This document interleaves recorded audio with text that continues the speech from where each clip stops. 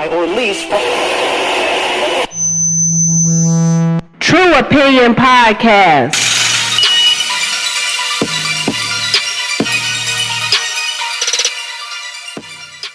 Hey y'all, welcome to this episode of the True Opinion Podcast.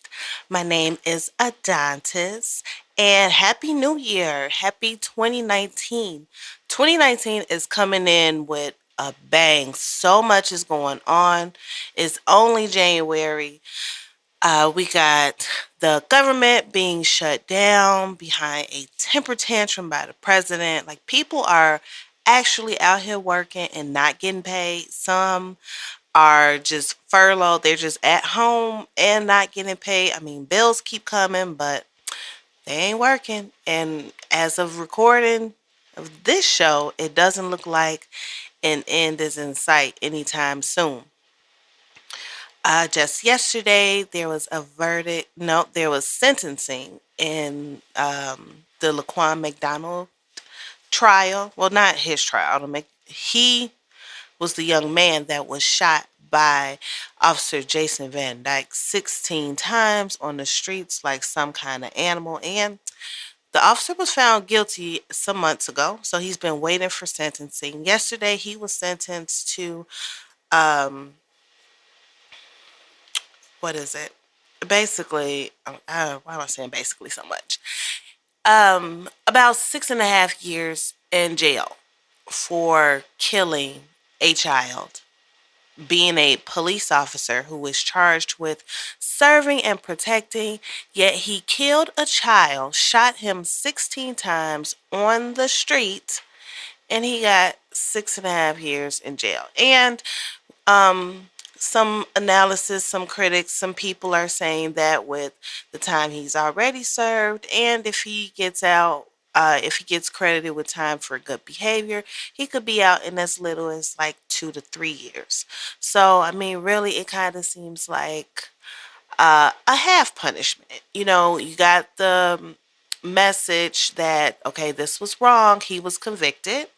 So we got the conviction, but then we get kind of a slap on the wrist sentence, which it really is a slap in the face to the people of Chicago, to Black people all across the country, saying that, hey, we know y'all are talking about your lives matter, but we're going to tell you that they still kind of don't. So that's a lot. And just the day before, so Thursday, the officers that were charged with trying to aid and cover up what happened, what Officer Van Dyke did to Laquan, they were acquitted of all charges. So they got acquitted. There's no punishment, no nothing there. So, yeah, that's how 2019 is starting off. But one bright spot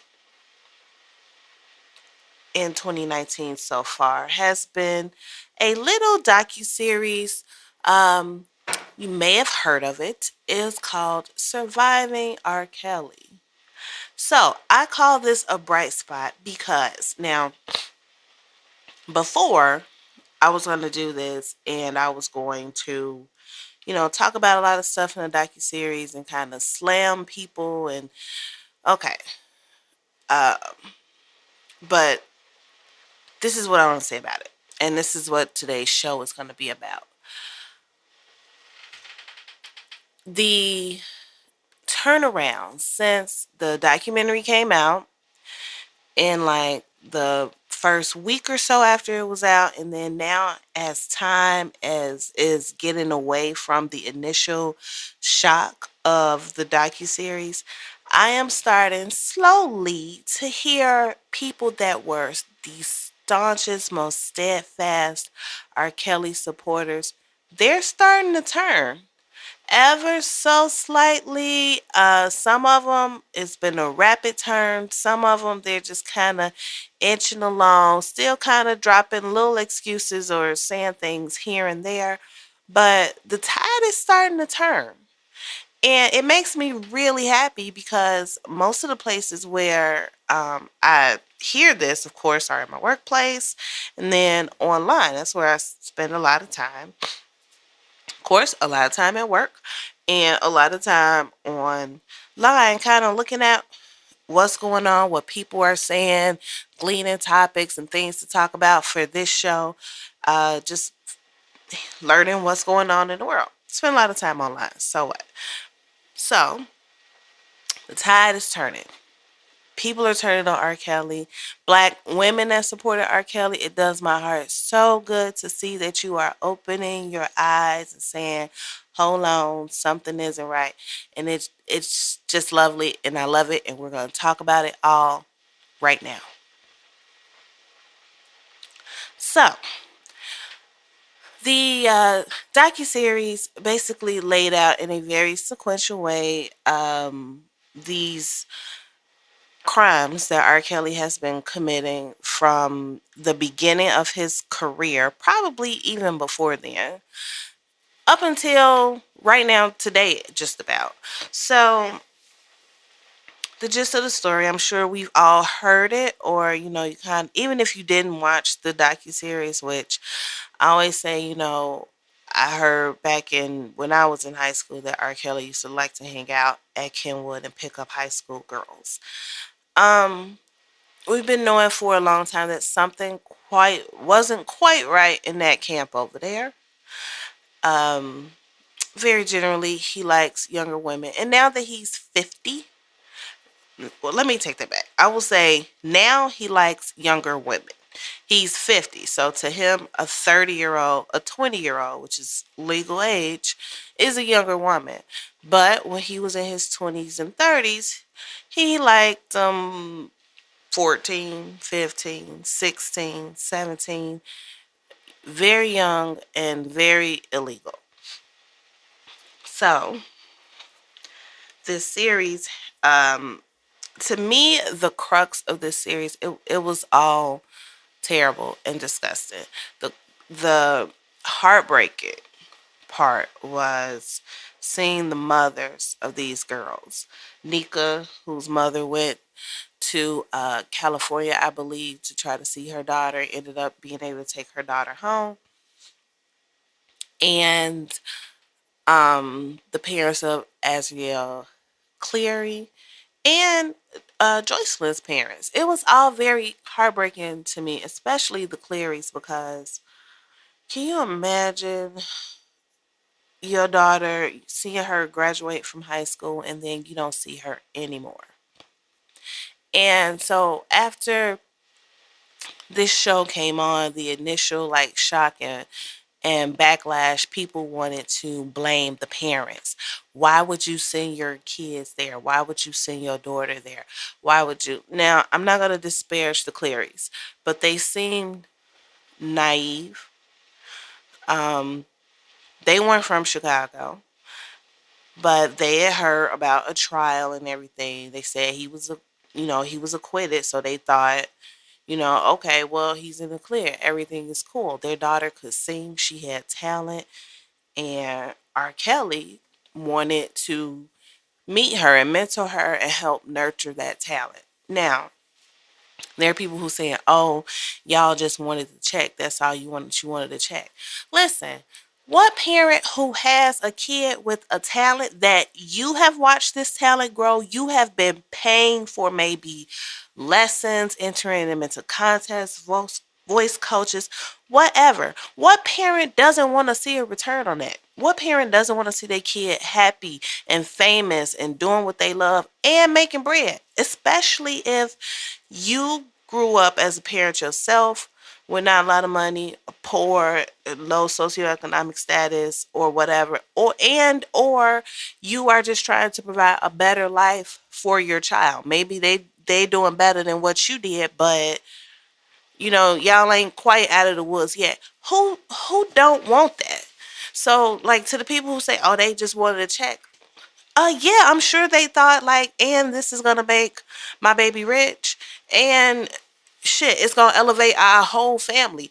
Who don't think that? Nobody invests in anything. Nobody opens any business thinking I ain't gonna make no money, but I'm gonna be happy.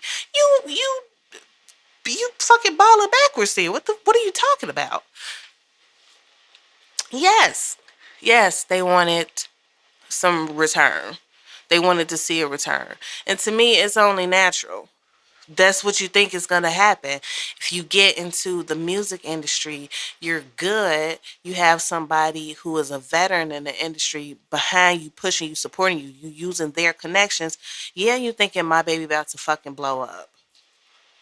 Don't disparage the parents for having that thought. They also, though, didn't think they would never see their daughter again. It's not like they were trying to trade their daughter for a check. They thought that she was going to be, like I said, taught, mentored, nurtured. He's going to write some songs for her, teach her the way, blah, blah, blah. They felt that they were doing everything correctly.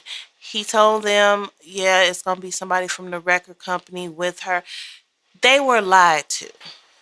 You cannot blame somebody for being lied to. They didn't lie to themselves. This person that they thought they could trust, and they had to think they could trust them because they let their daughter go. This person they thought they could trust lied to them. That has happened to every single one of us. At some point in our lives, somebody who you thought you could trust, I didn't say love, but somebody who you thought you could trust for whatever reasons you thought you could trust them, has lied to your motherfucking ass. It happens. It's happened to all of us. They thought they were doing the right thing. They thought they were protecting their daughter. They thought there were other people around too who were looking out for their daughter. They just did not know the type of predator that they were dealing with. And then once their daughter turned 18, age of consent, where he didn't have to put on this show anymore, they didn't see her anymore. And to me, that's devastating. And the number one reason why, no, I'm not going to say the number one reason, but one of the biggest reasons why I believe all of this is true, it's because why, sir, R. Kelly, sir, will you not let these girls call their parents? Why won't you let them see their parents? And not some TMZ interview, not some grainy video of you walking through Macy's at Orland Park Mall with somebody. Real life, put them on a plane, give them a ticket alone. Don't send them with one of your chaperones or one of your other girls, and let them go home. Let them see their parents. Let them talk to their parents. Let them. Why won't you? And I'm going to give you my version of why he won't, because this is a tactic. If you look at his behavior and how he does things, every time he has a setback, he changes. And he has become more extreme. He has kept these girls more secluded in order to protect himself. Let's go all the way back to the beginning, shall we? Okay, so I feel like, and my wording here is only thinking like he was thinking. Okay, with Aaliyah, she was very young, very pretty, talented. He nurtured her talent, wrote, if not all of, most of her debut album, which was a hit smash. Her parents let her go with him. He took her under his wing, so to speak, and he also abused her. He had sex with her. He thought she was pregnant, married her, married a teenager, lied about her age, and married her. And then what happened? Her parents got wind of it, snatched her ass back home, instantly, quickly had that shit annulled. And as far as I know, like, searching my memory, I don't remember R. Kelly and Aaliyah ever having another interaction. I can remember, or at least not a public one, for the rest of her life. So now this is what that situation taught R. Kelly. I believe to him, he felt like Aaliyah was his perfection. She was his perfect child bride. That sounds disgusting, but she was everything he wanted, right? And it was taken away from him. He has not And he will not put any more time and effort into nurturing anybody's career like he did for Aaliyah's. To him, she was perfect. He did all of that and she was taken away from him. So, for one, he's not going to give you that talent. He's not going to put you on because then you could leave him and not need him.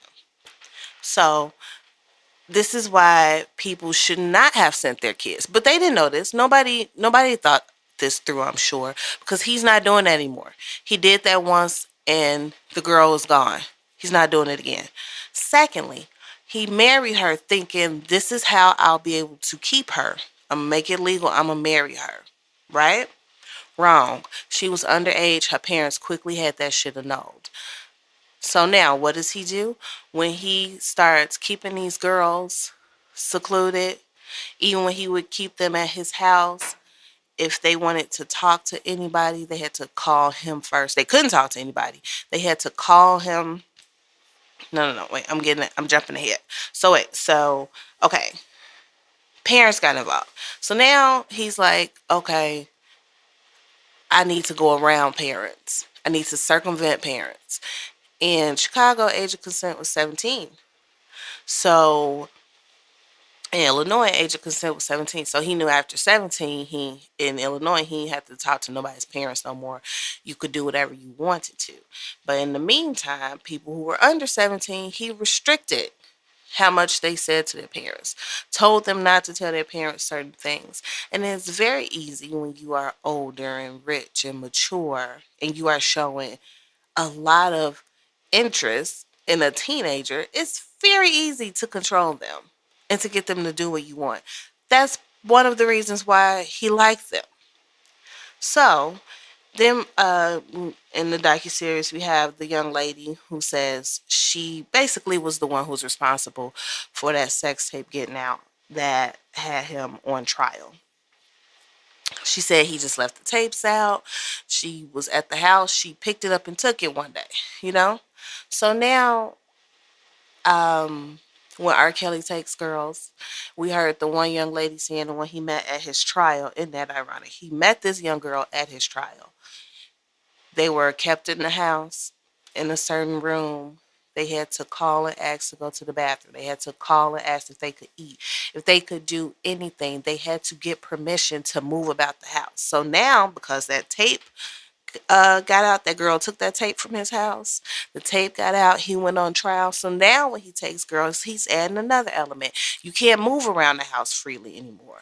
He has to know every single thing that you're doing. So he doesn't have another incident of somebody taking something, recording something or whatever, and it being disseminated to the public. So we keep going on and on and on. Now R. Kelly kind of has his setup of how he does things. He gets girls that are of age or very close to being of age. He lies to their parents, lies to whomever he has to lie to get them away from them, to get them to trust him so he can have full control over these girls. And then he don't let them talk to their parents anymore. He don't let them see them. And they're all free to leave. This is a thing. I 100% believe they're free to leave. But when you have control over somebody's mind, you don't even have to try to control their body. It's like the body will follow. You know, you can leave whenever you want, but he's already told them enough, said enough, done enough to make them feel like they can't leave. They can't go back home. How, if you were a 17-year-old girl who hadn't seen your parents for 3 years, you had no contact with them. He doesn't, from what I hear, he doesn't really let them have much contact with the world via, TV or internet or whatever. And he tells you you can go whenever you want. You've had all type of things done to you. You've done things, probably things you're ashamed of. Um, you haven't talked to your parents. He's probably telling you ain't called them. You ain't seen them in this long. They don't want you. You don't know that they are out there crying, begging, looking for you, pleading, they just want you home. You don't know any of that. You think they've given you up. You know you aren't singing. That's the only thing you've had. That's been probably taken away from you. You know, you've been told to do things. You've done things, terrible things, things you're ashamed of. And you feel like I've been living here. That little girl ain't gone to college. She don't have no education. Probably don't have a plan for her life. Her life is whatever he says it is from day to day. So how do you leave? You don't even know what to do. You got her when she was a child before she knew anything. And now she's a young woman who doesn't know anything, doesn't have anything outside of him. And he says, well, you can leave when you want. That sounds like a punishment too to her, I'm sure. So, you know, there are people who are saying those girls could leave. They know what they got themselves into. They are probably, I've heard they probably having a good time traveling, eating, spending money. They know what they want. They wanted R. Kelly and they got it. And now their parents are just mad because they have a better life than them. Again, I'll go back to, all right, if you want to say that, fine, great, cool. But if you're having such a great life, why won't you call your parents? Why won't you let them know that you are okay? Why won't he let them see their parents? If their parents have been contacting, they're on TV, they're having rallies and protesting. If they are doing all of that, because I just want to see if my daughter's okay. They're making the police do wellness checks. And, why won't you show them their daughter? Why won't you send her home? Why won't you let her call? To me, it seemed like that would eliminate some of the issue if you would just let them keep in communication. But you can't. He cannot. Because one, he has to be in control of everything. And if he lets these girls start talking to their parents, he can't control what they're going to say. Even at first, if they parrot the lines that he says, if you have constant, steady communication, like I'm sure what the parents want, they're gonna get in there. You know, they're gonna say, "I want you home. I love you so much. I don't care. We'll do whatever." You know, and that's going to start to break through the programming, the break through the code that he is already programmed. So he can't let them talk to him because he can't be in control of what they say or what their parents say. And to me, one of the most horrifying ideas is that R. Kelly is like a snake that keeps shedding skin and getting larger or growing new skin. I hate to use snake analogies because I absolutely hate snakes. Just thinking about it makes my skin crawl. Ugh. But whenever something happens, he sheds that version of what he was doing and he kind of recalibrates, grows into something else. So to me, the next progression of this would be he already has total control. He has these girls totally secluded and isolated. These girls have not been seen. Azriel Cleary hadn't been seen in like what 2 or 3 years by anybody. Well, her family, they haven't seen her. He could, and this is horrible to say, but this is the next progression. It's like when you have somebody who goes to jail for rape, right? He gets out of jail. And so now he's not going to, because jail does not rehabilitate. So he's not going to stop raping. He's going to rape and kill because he's gone to jail. He's learned some new crime things. And in his twisted brain, he is evolving. I don't want to go back to jail, but I still want to rape. So now I just have to kill them so that they can't tell. Or now I have to use forensic countermeasures and kill them. You know, kill them, use condoms, make sure I don't leave fingerprints, do this, and the third, so that I don't get caught.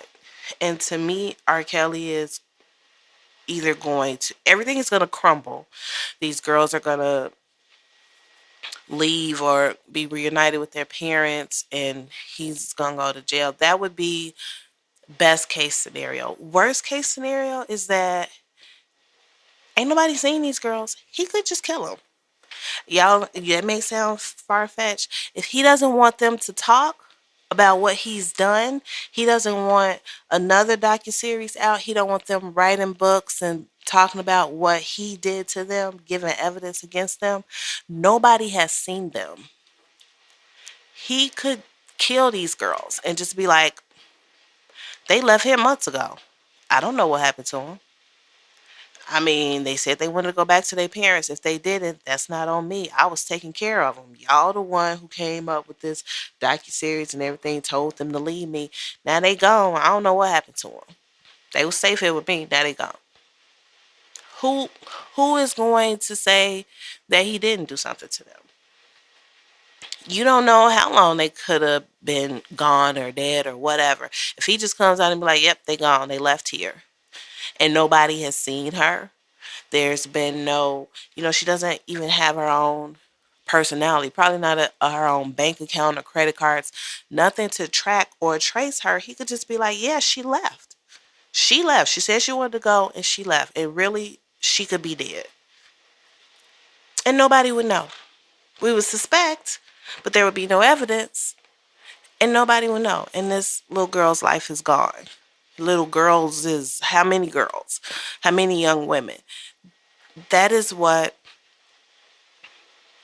psychopaths, sociopath, predators, it's what they do.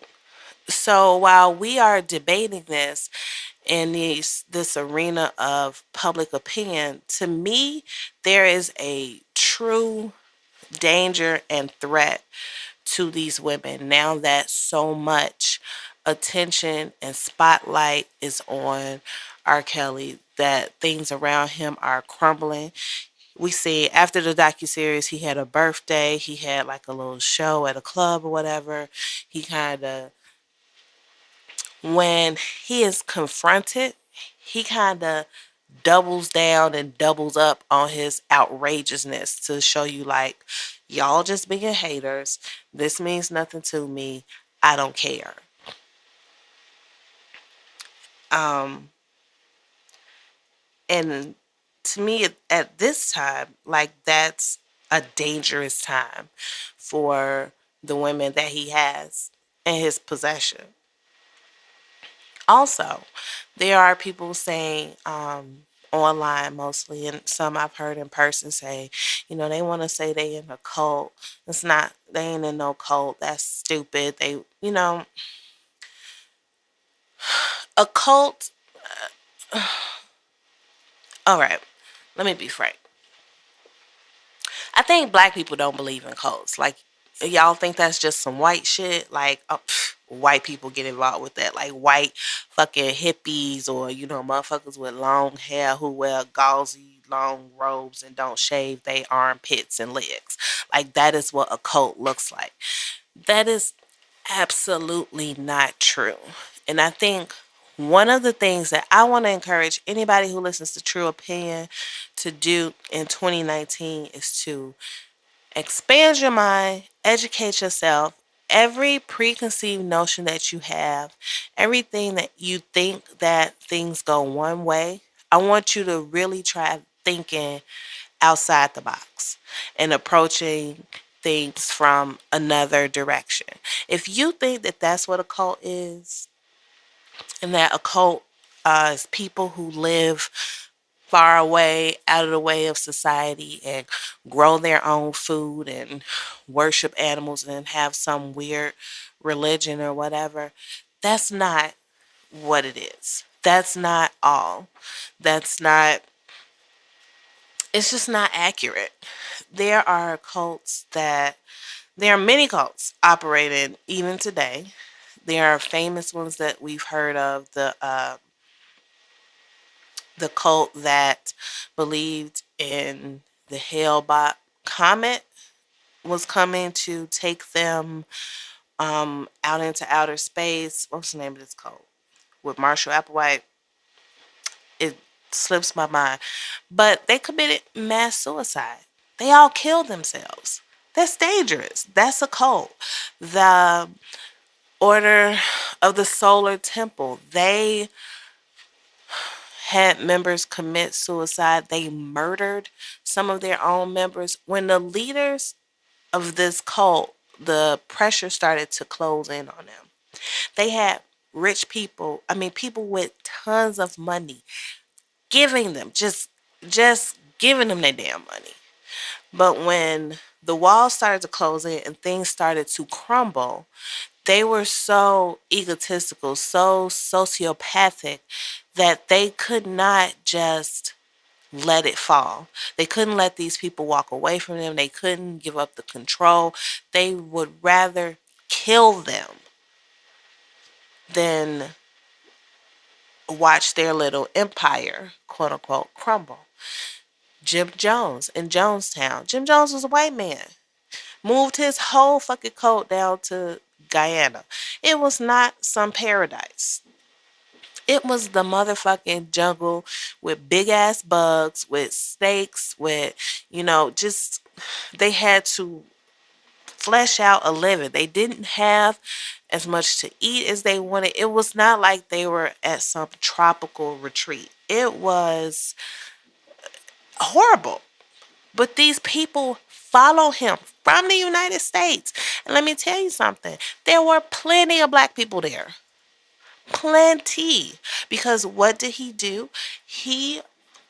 When he wanted to start his church, quote unquote, he went to the people that were poor, who were treated like less than, who were struggling. He went into black communities. He would do shit like go to a restaurant, pay them and be like, tomorrow I'm coming in here with all my followers. I want you to treat them good, treat them nice, basically treat them like people. And then he bring all these black people in and, they would be serving them and, just like shit that wasn't happening. And they were grateful to him. They thought that, oh, he's getting us respect. He's getting us some racial equality. He's helping pay bills, and they were giving him all their money. They were following him across the country and then out of the country. And when people in the United States started getting wind of what was going on in Jonestown and Congress was talking about what was going on, they sent an actual congressman. He may have been a senator. He was a member of Congress, sent him down there to check on what was going on because family members were getting concerned. It was just a lot of shit was going down. And the whole thing was starting to crumble. And Jim Jones was getting paranoid that they were going to get raided. He thought his empire was going down.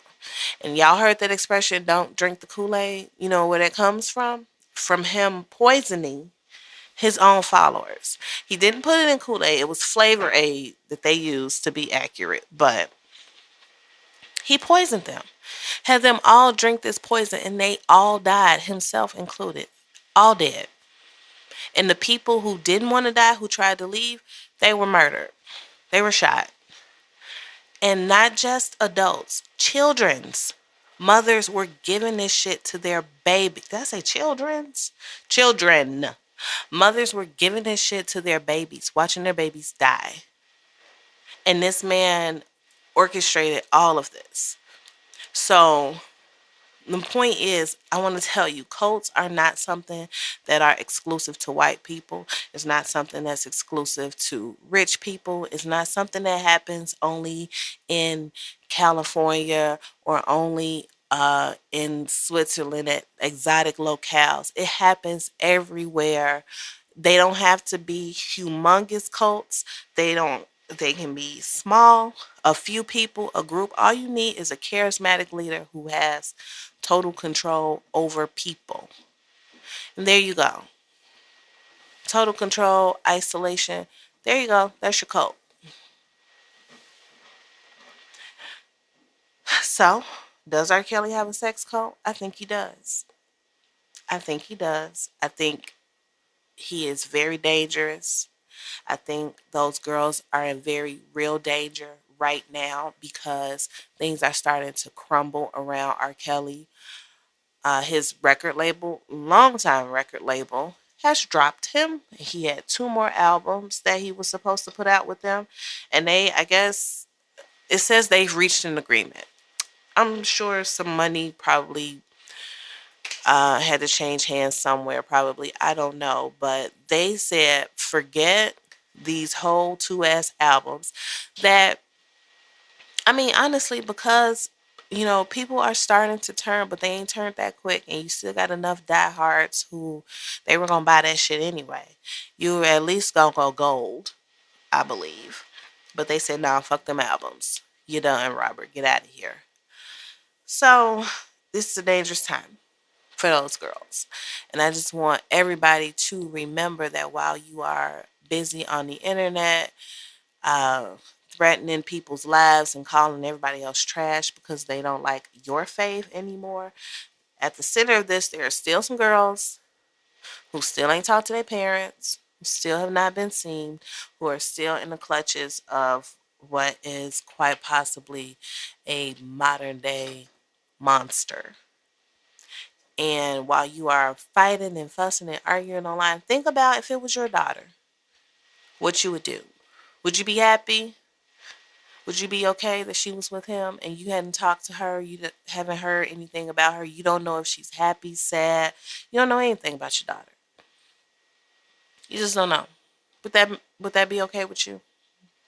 Would it be okay with your parents if that happened to you right now, even as an adult? Some of y'all, if you listen, I work in skilled nursing. And it is heartbreaking to see older people who haven't seen their kids, who don't know nothing about them. They hurt, y'all. They feel that. You know, they just they hurt and they feel that. So think about if you were right now in your 20s, 30s, 40s and you just dropped off the face of the earth. Not that you passed away, because that even gives somebody closure. You just on this earth, but you have not talked to your parents. You won't. You won't call your mama, your daddy, your favorite cousins, your granny, nobody. You think they'll be okay with that? You think your family would be fine? Because they wouldn't be. And you know it. So, stop blaming the parents. Stop defending him. Think about these girls. Pray for these girls. In my opinion, it's a very dangerous time for them. I just hope they come out of this okay. But I also hope that the people who are starting to wake up to what R. Kelly did, I hope they're okay. Because one of the things I was thinking about, like why people have to so fervently, I don't even know why I attempted that word. I can never get it out quite right. But I was thinking about people who so wholeheartedly defend R. Kelly, especially the women. Man, I'm going to get to y'all in a second. To me, to think that a teenager being with a very grown man is okay means that somehow, some way, that was normalized in your mind and in your life. And to me, it could only be normalized if it happened to you, or maybe, maybe if you saw it happening. And if it happened to you, facing that what somebody else is doing or has done in that same situation, facing that was wrong, that it was illegal, it was abuse, and a young woman, young girl is being taken advantage of by an older man, that means having to relate that to your own life and having to come to a conclusion that what happened to you was abuse, it was illegal, and nobody protected you. Either you were sneaking around and nobody knew, or when they did know, or they did know. Not even that they found out. Maybe you didn't have to sneak around. Maybe your mama just knew that you were 16 dating a 31-year-old. Maybe she knew it and she didn't protect you. It's hard to kind of face truths about ourselves, and even harder to face truths about your family, people who you feel like are supposed to love and protect you. And then you come to the realization, like, wow, it was a time in my life where I was abused and taken advantage of. And the people that were supposed to love and protect me stood by and watched it happen. That could really send motherfuckers like to lay on a couch and talk to some sort of medical professional. And you know what? If that needs to happen, then it needs to happen. It just needs to happen. But you need to stop defending a predator on the basis of you did it, it happened to you, and it's okay. That these little girls knew what they were doing. No little girl knows what she's doing. Teenagers do not make good decisions. They don't make the best decisions. They don't make smart decisions. They make decisions based on what excites them, what pleasures them, what they think makes them happy or will make them happy, and off of pressure.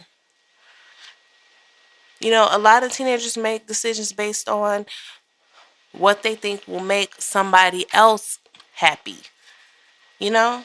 So stop saying that. No little girl knew what she was doing. And this is, let me say this too.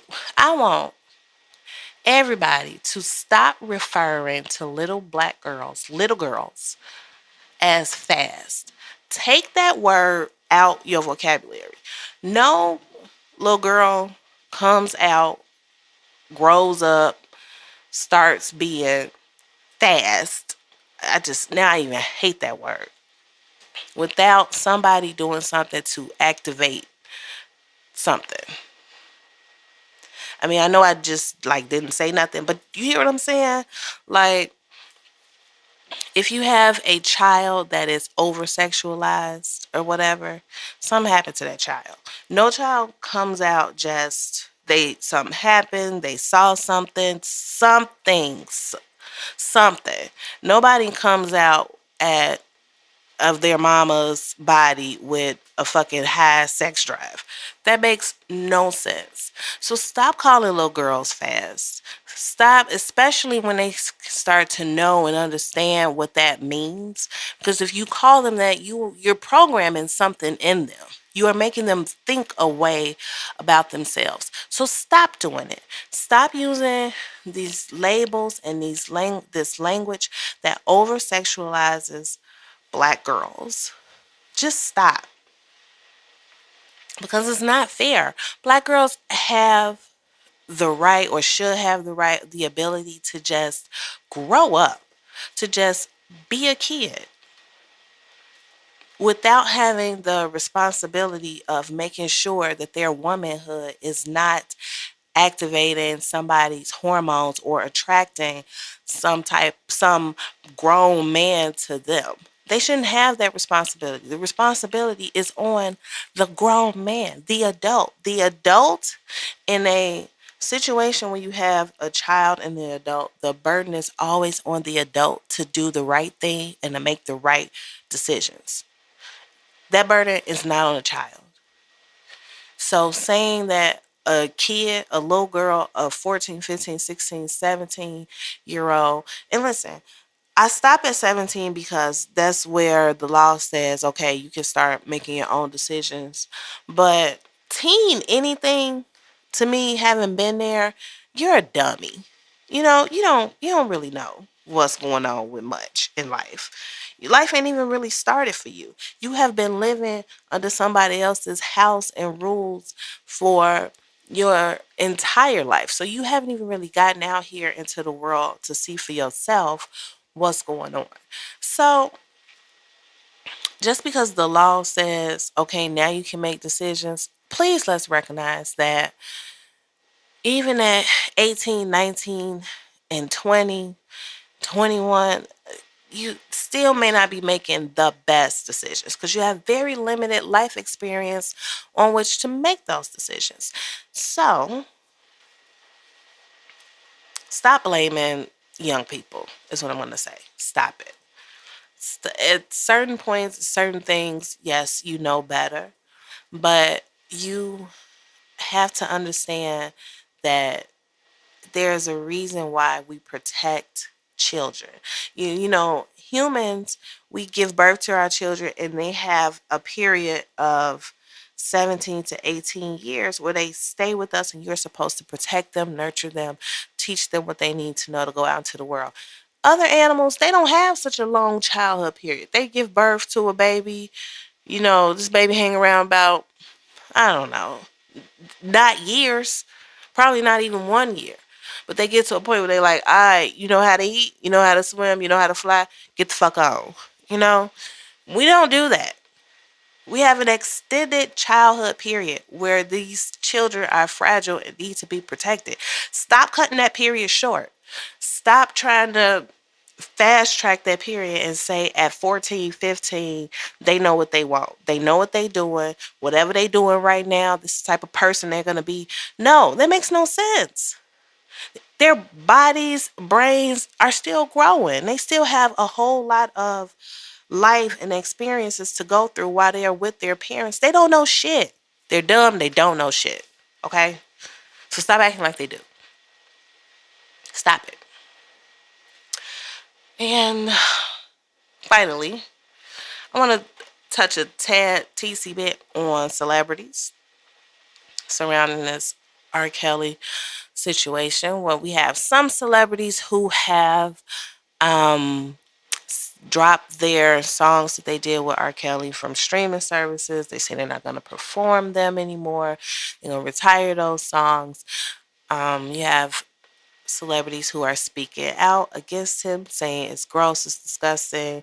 There are people who like to straddle the fence and say, what he did was wrong. He was abused too, though. We need to get help for these girls. We need to reach out to him like everybody in the situation needs help. Then you have those that just say nothing at all. You have the condemners, you have the ones who say nothing, and you have the ones who kind of straddle the fence halfway in, halfway out, wanting to be supportive but not wanting to um, completely alienate or call out R. Kelly for what he did. And I think before my conclusion on this was, if you ain't condemning R. Kelly, I don't want to hear what the fuck you got to say. Fuck you. Just if you got something to say, it better be a complete and total condemnation of his behavior and conduct, or just don't say shit at all. I don't want to hear you blaming the girls or the parents. If you ain't down with saying he was wrong, shut up. I was talking to my husband last night, and he was pointing out that, like, uh, money to these people, celebrities, money and exposure, that's their currency. Like, they need that. So to condemn him completely, maybe messing with their money, because the supporters of R. Kelly now they don't fuck with you. Now they want to cancel you. The people who are against R. Kelly, if you come out in support of him, well, now they don't want to fuck with you. They want to cancel you behind the R. Kelly shit. So then you have like the ones who straddling the middle who think like, oh, okay, well, you know, they come with a I can see both sides type of argument. So they're hoping that everybody will keep fucking with them because they are trying to be so neutral and understanding. I think when you let money control what you do, especially when you are rich, you are already rich and you are rich enough for the rest of your life. But I guess you have a lifestyle to maintain. So you have to stay making money, right? You have to pay for your life. But at some point, you have to stick up for the people that are responsible for getting you to where you are. Like, he brought up the example of Young Thug did an interview and somebody asked him about like injustice and the black community, and what's going on with racism and black people being shot, just activism and social injustice and whatever. And he was like, "What? Like, we rich? Like, next question, you know." And see, now to me, that made me angry because it's like, well, this is the thing. You saying you rich, like it doesn't affect you because you're rich, but um it affects the people who put you on, your day one supporters who are buying your music, who you still want to buy your music. Like, you say, like, I'm rich, it don't matter to me. The people who made you rich, these are the ones who are having these type of problems. And they aren't rich. The reason why they having these problems is because they are rich and they are taking part of the money that they have, the limited resources and funds that they have, and they are diverting it to your albums, your concerts, your tours, your merch, whatever the fuck you selling these days. To me, you have a responsibility to those people. Or maybe it is just that while that fan base got you on, once you blew up, maybe you started making pop money. You had an audience that looked more white than black. And maybe what you saying now, that's like, oh, I'm rich. And you getting rich off of them. They the ones buying in concerts. And so either way though, to me, it's fucked up. Because ironically, if you listen to the R. Kelly supporters who swear up and down they just doing this to him because he's black, uh, apparently, it doesn't matter if you're rich. They'll still come for your black ass if you listen to those people. And if you listen to those people and you believe that, then celebrities using the I'm rich, social this or that or inequality doesn't affect me, that's 100% wrong. Now, it's not 100% wrong because of what's going on with our Kelly shows. They fuck with rich black people too. They just hate black people. It is 100% wrong because, like I said, the people who got you to where you are, they deal with this. And for you to distance yourself from them on the basis of you're rich now, to me, is despicable and it's a slap in the face to your core fans and your fan base. So, what I would like to see celebrities do is either just shut up or say something I want to hear. And I know that's like, so if people don't agree with you, they can't talk. Yep, on this. If you don't agree with me, I don't want to hear it. Especially if you're a celebrity. But really, I think maybe this is getting into a little conspiracy theory-ish. But if you Google all the people that R. Kelly has worked with or written songs for or done songs with, the list is quite extensive. And he has been displaying this behavior for many, many years. And I believe more than one or two or 10 of them have witnessed some peculiarity. Oh, here we go again. Another word. Don't know why I even attempted it. A lot of them noticed some fucking shit going down that made them uncomfortable, that they didn't like or whatever. And they didn't say anything. And I think that a lot of the ones that are staying quiet, stay quiet because one, you either saw it and didn't say nothing and people gonna come for your ass. Or listen, I think some even participated. I think some came through the studio and R. Kelly was like, I got some girls. And they was like, well, I don't mind if I do. And those motherfuckers know they better keep their mouths shut too. So, this is the thing. R. Kelly, he calls himself the Pied Piper. Many people have pointed out the Pied Piper led children away. Yes. The Pied Piper was all about control, though. So he is controlling the people in his possession, meaning the young women. The people in his camp are protecting him. And then, even by extension, he has something over probably some of our faves because they knew what was going on and or they participated in what was going on. So while you have some people coming out and condemning, all of them can't and all of them won't. because R. Kelly is that petty type of motherfucker where if he's gonna go down, it's either gonna be, you know what, I'm not even gonna put that in the universe. If he's gonna go down, he's gonna turn into a Nino Brown. You remember Nino went on trial? He was like, if I'm going down, I'm taking everybody down with me. And he started naming names and shit. That's what R. Kelly would do. That's exactly what he would do. Finally, let me just say this to everybody who says, well, if they doing it to him, I just want them to get everybody who doing it. Or if you gonna cancel him, you got to stop listening to this person, that person. All these people had sex charges. All these people did this, that, this, and the third. Hey, fine. Cancel them all. I don't care. I make podcasts. I listen to podcasts. Anita Baker ain't never done shit to nobody. Neither has Luther Vandross. I'm good on music. If you have to cancel half my fucking iTunes library, that's good.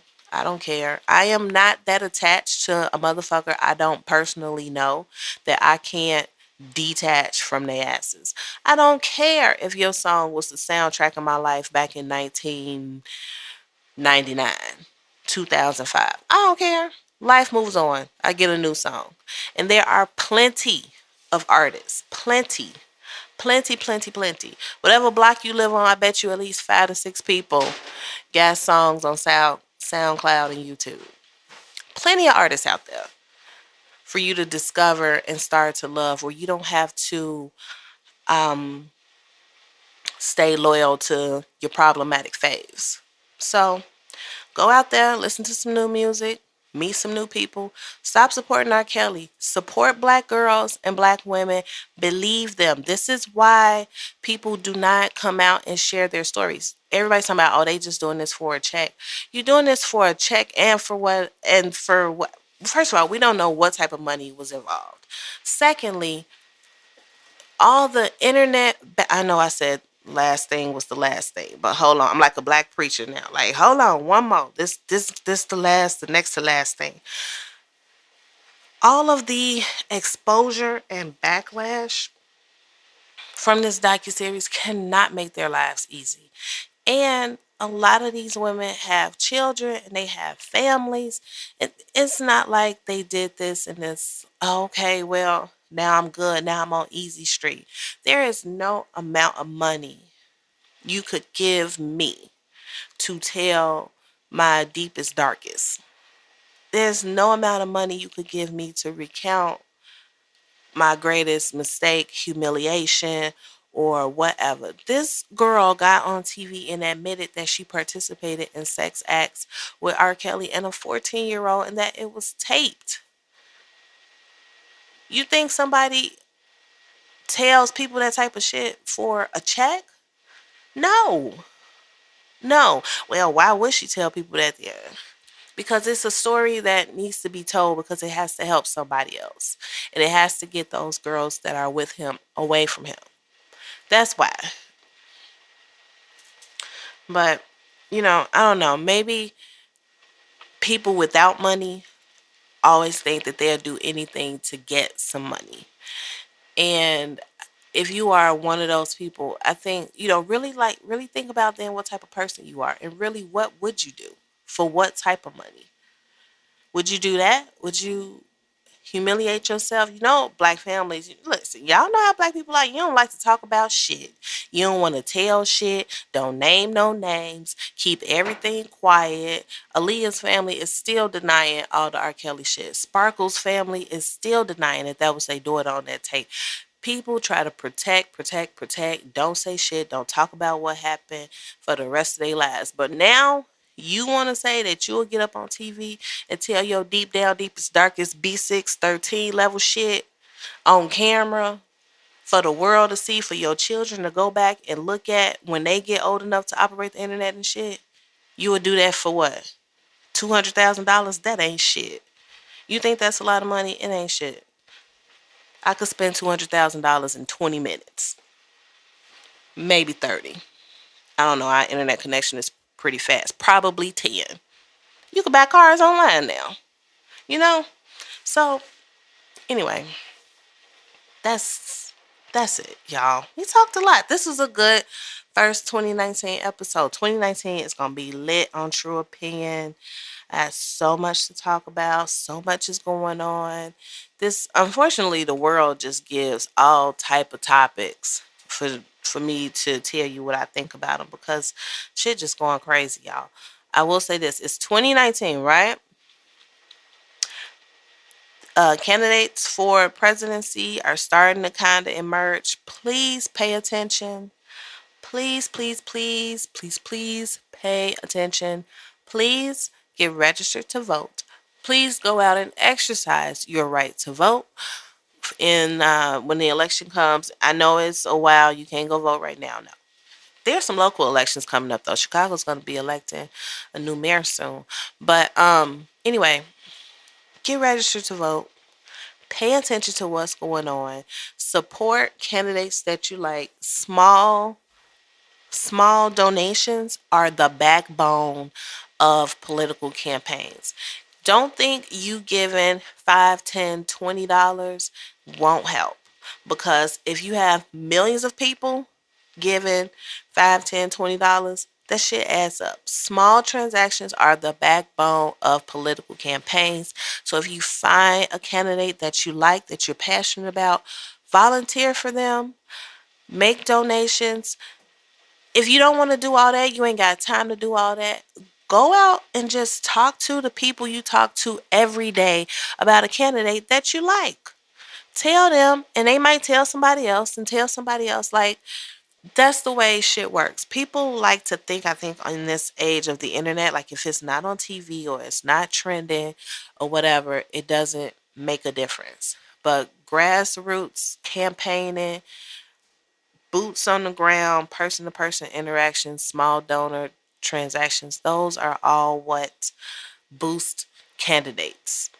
So go out there and do it. All right? All right. That's it. Bye, y'all. Oh, wait, I forgot. One more thing. It's 2019.